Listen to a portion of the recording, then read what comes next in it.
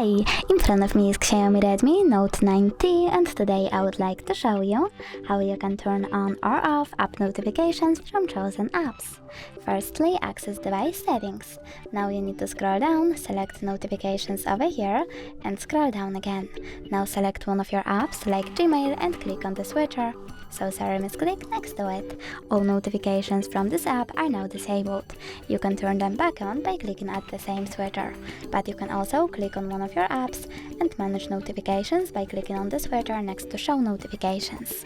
Thanks so much for watching. If you enjoyed this video, leave a like, comment and subscribe.